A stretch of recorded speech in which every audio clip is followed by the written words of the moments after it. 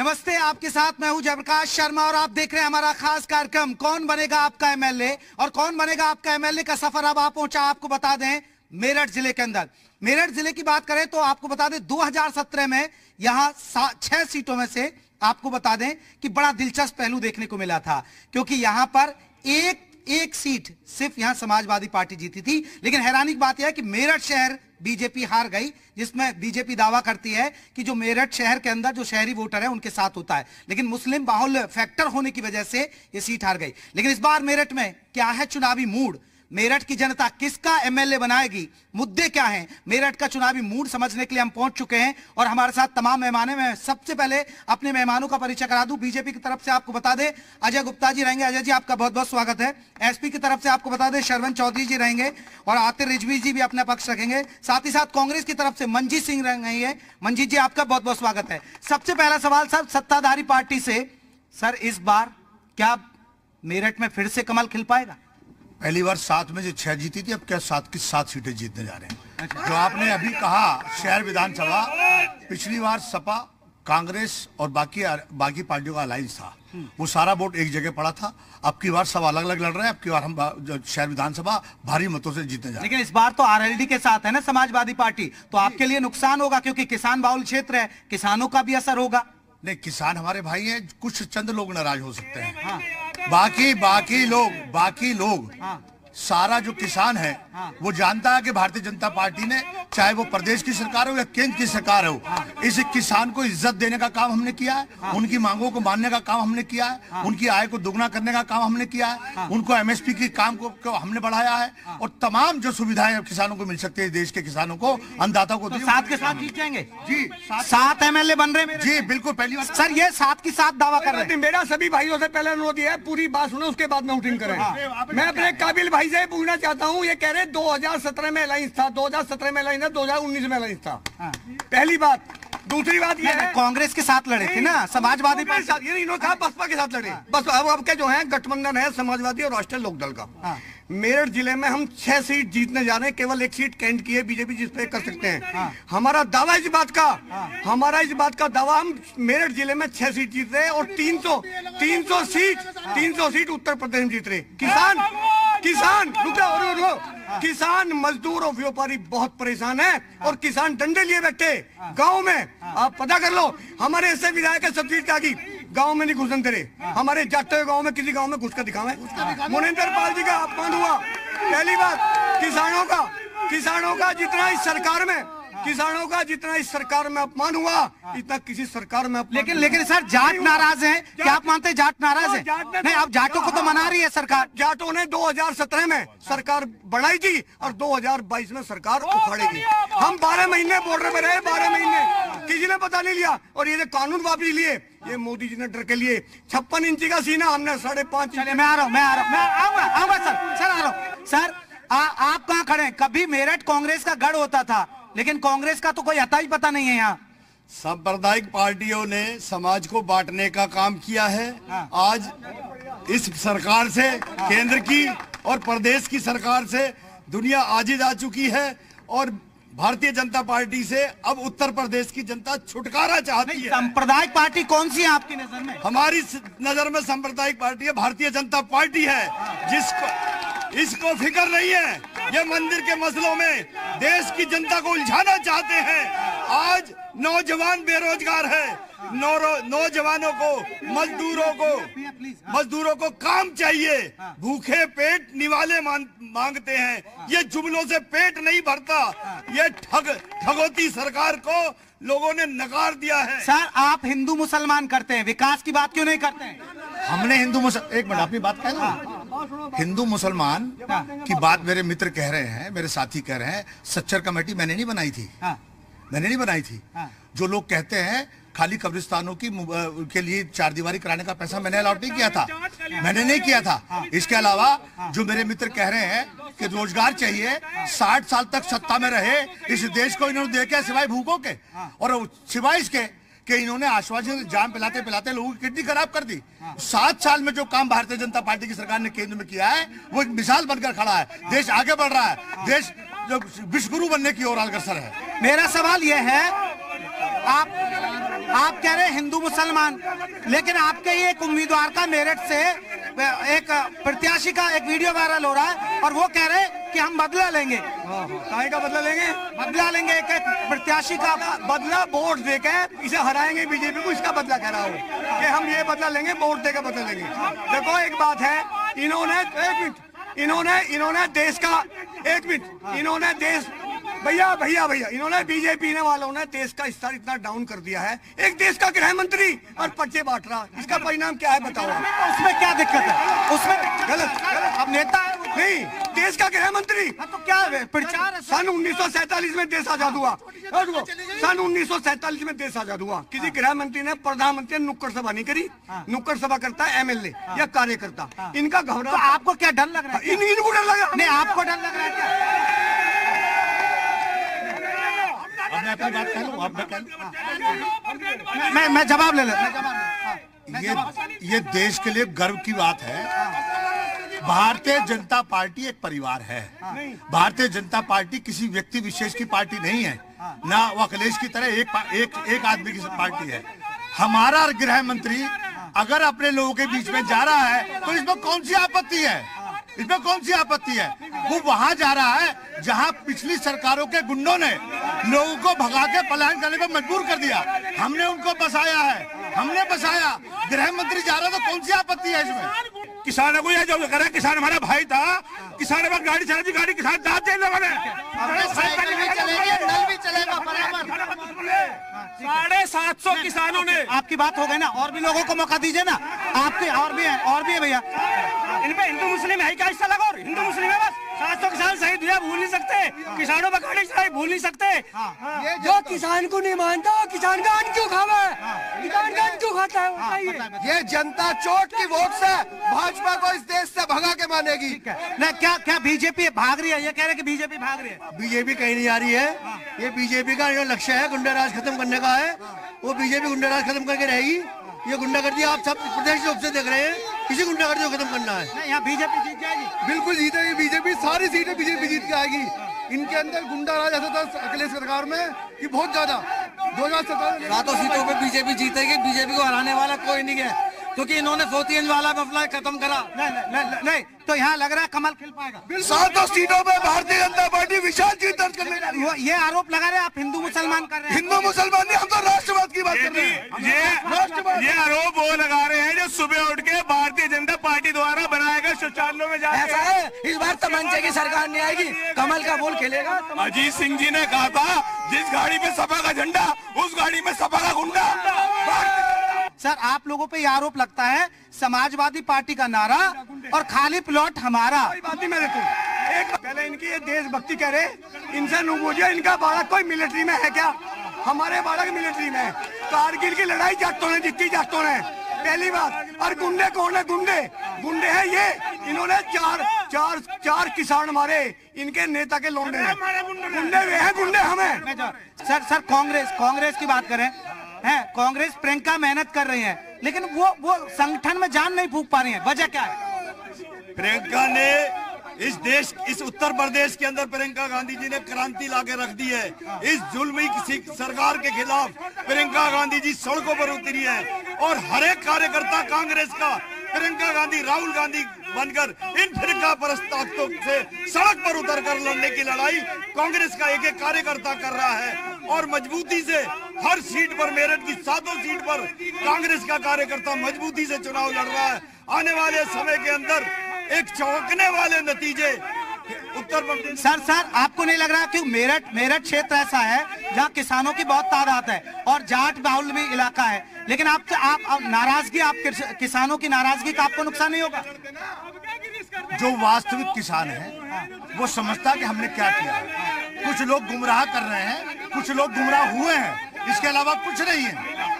यानी अब जो जाटों में नाराज आपको लग रहा है दूर हो जाएगी 200%। नहीं तो गृह मंत्री अमित शाह देख लीजिएगा जो मैं कह रहा हूँ ना, दिन समय तारीख नोट कर लीजिए। 10 तारीख को पोलिंग हो जाएगा और 10 मार्च को गिनती हो जाएगी, आपके सामने आ जाएगा। आपके चैनल पर दोबारा बात करूंगा आपसे मैं।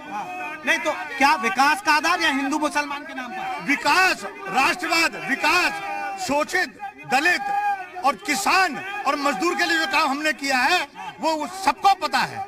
सर ये दावा कर रहे हैं कि पहले गांव में बिजली नहीं आती थी, अब बिजली दे रहे हैं, राशन दे रहे हैं और पक्के मकान दे रहे हैं। 500 रुपए का राशन दे रहे हैं, 500 का। लोगों की खाल में घुस भर दिया इन्होंने। डीजल महंगा, पेट्रोल महंगा, सरसों का तेल महंगा और बिजली का बिल महंगा। सर एक बड़ा सवाल, मैं आ रहा हूँ, सबके पास आऊंगा और सबको मौका दूंगा। है पहले मैं जनता का एक सवाल है कि क्योंकि कृषि कानून वापस ले लिए, तो आपको लग रहा है कि किसानों की नाराजगी दूर हुई या नहीं? सर ऐसा है, देखिए मैं बताऊं आपको स्पष्टली कि 13 महीने तक किसान बॉर्डर पे बैठा रहा। ये फिल्म स्टारों के घर पे पहुंचे, माननीय प्रधानमंत्री जी भी जाते थे, 13 महीने तक इन्होंने सुध नहीं ली। जब इन्हें दिखाई दिया कि उत्तर प्रदेश का चुनाव और 5 राज्यों में चुनाव की घोषणा होने वाली है और तुम्हारे नीचे से जमीन सरक गई, तो इन्हें याद आ गया कि यार ये तो तुम्हारी सत्ता चली जाएगी। ये लोग सत्ता के भूखे हैं।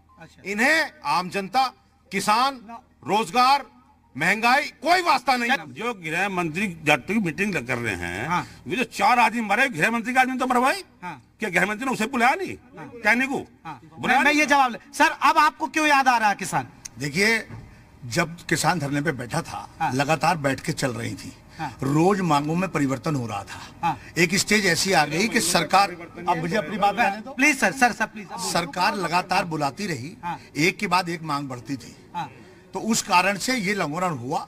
और माननीय प्रधानमंत्री जी ने सार्वजनिक रूप से ये कहा कि शायद हमको लगता कि हमारी सरकार किसान भाइयों को नहीं समझा पाई, इसलिए मैं कानून वापस लेते हुए और उनसे अपनी ओर से और सरकार की ओर से माफी मांग रहा हूं। इसके बाद फिर क्या बचता है भाई? मांग तो आप ही की पूरी हुई। नहीं तो आपको लग रहा है कि किसान मान जाएंगे, आपको फायदा नहीं, क्यों नहीं मानेंगे किसान? किसान उस देश से अलग है क्या? किसान देश से बाहर है क्या? किसान समाज से बाहर है क्या?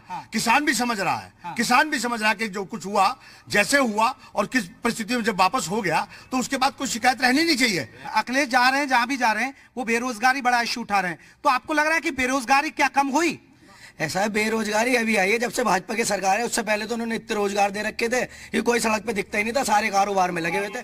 ऐसा तमंचे वाले और जो चैन लूटने वाले थे उनका रोजगार छीना है। ये जो किसानों के बारे में कह रहे हैं, माननीय प्रधानमंत्री जी ने और अमित शाह जी ने और हमारे कृषि मंत्री जी जो है उन्होंने कई बार पूछा कि आप चाहते क्या हो। किसानों ने आज तक ये नहीं बताया किसी को कि वो चाहते क्या है, चाहते क्या है। देखो, मैं आपके बीच में नहीं बोला, आप बोलिए ना, बोलिए, मैं बोलिए। किसानों की समस्याएं हल करने को माननीय प्रधानमंत्री जी, हमारे तोमर जी, कृषि मंत्री जो है, अमित शाह जी, सब तैयार बैठे हुए हैं। वो समस्या तो बताएं, समस्या क्या है? सर ने कहा कि किसान क्या मांग रहे हैं? किसान मांग रहे हैं एमएसपी, हमारा हक है। कोई भी कौन कह रहा है? सारा हमारा जो सारा सामान है वो एमएसपी पे नीचे ना बेचा जाए। बेरोजगारी बड़ा इशू है और जो आप उठा भी रहे हैं, लेकिन ये कह रहे हैं कि देखिए हमने योग्य लोगों को नौकरी दी और पारदर्शी तरीके से दी। पहले सिफारिश से नौकरी लगती थी, अब नहीं लगती है। 18 भर्ती लिखड़ी 17 के पेपर आउट हुए। मोदी जी कहते हैं जिस लड़के ने बीटेक कर रखा, एमबीए कर रखे, पकौड़े तल लो भाई। ये कहाँ का कानून है भाई तुम्हारा? बताओ, पकौड़े तलने वाले लड़के हमारे लड़के हो गए मिलिट्री में, पुलिस में तैयारी कर रहे थे, पुलिस में जा रहे हैं, भर्ती कैंसिल हो रही, तो रोजगार कहीं नहीं है भाई साहब। ये भारतीय जनता पार्टी के लोग, एक मिनट, भारतीय जनता पार्टी के लोग हिंदू मुस्लिम की राजनीति करते हैं, हिंदू पाकिस्तान की राजनीति। अब राजनीति हिंदू मुस्लिम की नहीं है, चलिए रोजी रोटी की राजनीति है, अब रोजगार की राजनीति है। चलिए संक्षेप में जवाब दीजिए, बड़ा जवाब मत दीजिए, सबके पास जाना है। क्योंकि ये कह रहे हैं कि अब लीक तो हुए, पेपर लीक हुए और फेल हुए, फिर इसका मतलब है? जी नहीं, पेपर अगर लीक हुआ तो उन लोगों के खिलाफ कार्रवाई हुई, वो जेल गए हैं और उसके बाद पुनः परीक्षा कराई गई है। नहीं, ये तो हुआ ना, बुलडोजर भी चला सर। हुआ 18 बुलडोजर चला उन लोगों पेपर 1.5 घंटा देने के बाद में, 1.5 घंटा जिस बच्चे ने तैयारी करी, पेपर दे दिया, उसका पेपर छीनने का कितनी आत्मा होंगी? जो लड़का आगरे से मेरठ में पेपर देना आया, उसकी आत्मा बुझो, कितना किराया? कोई एक आध घटना मैं मान सकता हूँ ऐसी हुई हुआ ना सर, लेकिन मेरी बात सुनिए, अगर ऐसा कोई घटना हुई है तो एक घटना को लेकर पूरी सरकार को कटघरे में खड़ा नहीं किया जा सकता। जी चलिए सर, प्रियंका गांधी कह रही हैं लड़की हूं, लड़ सकती हूं, लेकिन मैंने तो देखा है कि जो लड़कियां हैं टिकट के लिए प्रदर्शन कर रही हैं आपकी कांग्रेस में। ये तो टिकट की मांग तो हर पार्टी के अंदर बनी हुई है। टिकट तो एक को ही मिलेगा, उसको दिया गया। और जो सम्मान 40% टिकट प्रियंका गांधी जी ने कांग्रेस के अंदर महिलाओं को देके उन्हें एक ताकत दी है और मजबूती के साथ महिलाओं की आवाज को बढ़ाने के लिए आज आगे लाने के लिए आदरणीय प्रियंका गांधी जी ने महिलाओं को आगे किया और उनको 40% का अधिकार दिया है, ताकि महिलाएं सड़कों पे उतरे, समाज कंधे से कंधा पुरुषों के साथ कंधे से कंधा मिलाकर वो जो इस सांप्रदायिक पार्टी है जो लोगों को भटका रही है, जो मुद्दों से हटी हुई है, जो मंदिर पे ले जाके खड़ा कर दिया, आज हमारे बच्चों को, नौजवानों को, ये किसान भाई जो अपने खून पसीने को खेत में सींच कर अन्न उपजाते हैं, क्या गुजरी होगी उस भारत माता के सीने पर। जवाब जो इनको आतंकवादी कहा गया, जो इनको ये लड़की हूँ, लड़ सकती हूँ, ये पंजाब, उत्तराखंड और बाकी स्टेट में क्यों नहीं हो रहा है? और जो ये नारा दे रही हैं वो स्वयं कहीं से चुनाव लड़े ना, या खाली उन्हीं को लड़ाएंगे? वो उतरे और चुनाव लड़े तो पता चले, क्योंकि कांग्रेस के पास पूरे देश में अब कोई चेहरा ही नहीं है, इसलिए औरों को कंधों पर रख के बंदूक चलाने का प्रयास कांग्रेस कर रही है और उसका कुछ होने वाला नहीं है, ये भी जानते हैं। इनके अपने लोग चुपचाप कहते हैं कि अभी तो हम ये देख रहे हैं 2024 के चुनाव में शायद कुछ वोट परसेंटेज बढ़ जाए, इसलिए हम उत्तर प्रदेश में चुनाव लड़ रहे हैं। ठीक है, मैं मुद्दों की बात कर रहा हूँ कि भैया यहाँ एक अच्छी यूनिवर्सिटी दे दीजिए, शिक्षा का स्तर नहीं सुधरा है, इस पे एमएलए को ध्यान रखना चाहिए, मैं इस पर बात कर रहा हूँ। ऐसा है, ये जो मुद्दे हैं, मेन मुद्दा है विकास का, और जो यहाँ पे सीवरेज की व्यवस्था है, नाले जो चौक रहते हैं हर समय, ये जो व्यवस्था है मेन मुद्दा जो है।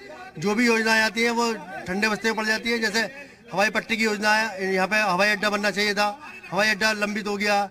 ये जो विकास यहाँ पे अवरुद्ध हुआ है वो मेन मुद्दा यहाँ पे। आपको लग रहा है कि बीजेपी आ जाएगी? हाँ, बीजेपी आएगी 100%। नहीं लग रहा है? आएगी जी।